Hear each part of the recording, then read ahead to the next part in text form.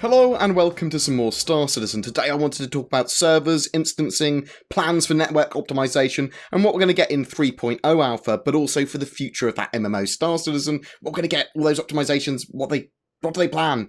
Currently in Alpha 2.6.3, we can have 24 players in the Persistent Universe instanced together, and up to 40 players instanced together in Area 18, the planet-side module.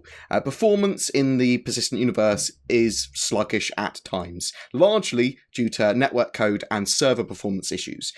The end goal is to have all players in a single game, a single instance together without performance issues. This is going to require a lot of various technologies to come online and optimizations as well, a large portion of which are still being fleshed and built out. These will come online in steps in the short term though. So let's talk about Alpha 3.0, the next major patch, and what improvements that's going to have network-wise. The new message queue. So they have a few extra features and less overhead with the new message queue to better handle packet loss and jitter, helping reduce average bandwidth and latency.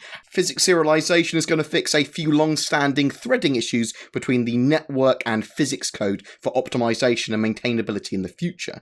The entity update component scheduler will allow lower priority entities, so ones that are further away from players, to be updated less frequently, which should improve the overall frame rate and allow more content to be added into the verse at that high fidelity that they're going for.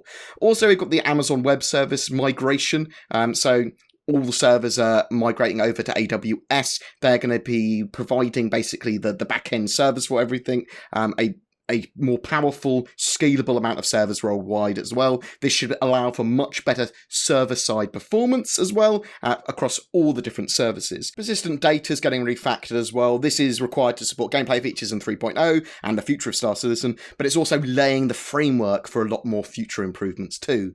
Diffusion, which is like the server database backend and services database backend stuff. So servers, the client, and services for 3.0 will be diffusionized, closing the gap in communication between the front and back end of the game. Diffusion is their second generation cloud-orientated back-end service architecture. It's going to dramatically simplify the effort required to implement, maintain, and interact with their services, while simultaneously providing major enhancements to the areas of scalability, redundancy, and helping with faster, more stable gaming experience for users.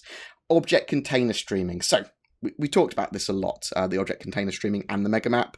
The Persistent Universe is going to make use of the megamap, allowing for quicker loading, and will be transitioned over to the object container system. But we're not going to have the functionality yet with the object container system. With the transition to object containers, the Crusader Persistent Universe has been completely redesigned. It's effectively a whole new world. Each point of interest is now a object container laid out via the Solar System editor that they use, SolEd. This is in preparation for the object container streaming and seamless transitions from the different points of interest and between star systems that we're going to have in the future. So what are we going to get after 3.0? So after 3.0, the object container systems will start to get implemented. So we're going to get container loading, streaming, subsumption, optimization, and evolution of all these systems. This is where we're going to start to see large-scale capital ship gameplay multiplayer, and the potential combination with a few things to see more players in the same area with higher performance. Big scale battles, lots of people in the same servers, lots going on. The idea here is that an area, ship, or parts of a ship, or planet, or part of a system can all be set up as an object container, and you can have object containers in object containers as well if you want. And this is going to be will define what needs to be streamed in and out graphically and data-wise, meaning that we can have higher quality at high performance in these smaller areas that they've set up. And they've easily set them up, and they can be editable and define sets of objects within those object containers with their known world coordinates and variables. This is also known as a platform, and is basically replacing the prefabs system with a better system with lots more functionality. Optimizations. There's a lot of optimizations coming in the short term after 3.0, so for 3.1 and 3.2. Notably, continuous serialized variables and network bind unbind, which got moved out of 3.0.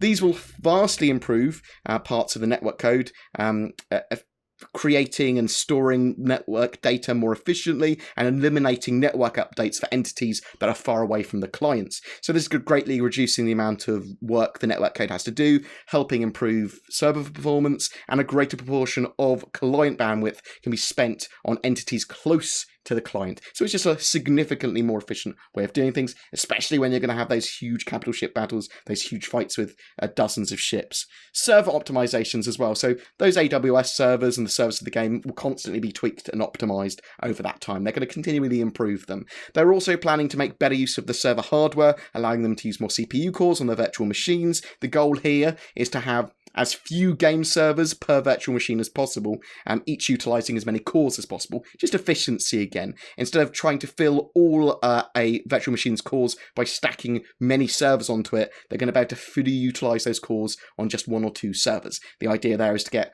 servers to encompass larger areas effectively. Faster code and more resources means that each server is going to be able to support more players.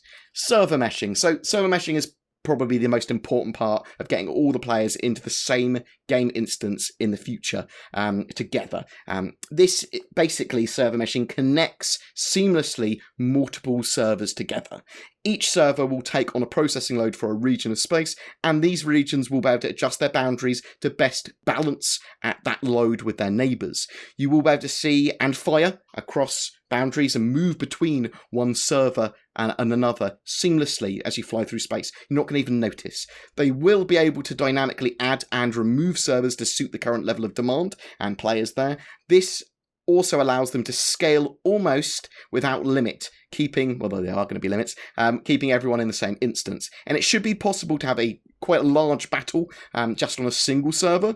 For bigger battles, they're going to have to use that server meshing system, splitting areas up into smaller regions, each one running on a different server, effectively.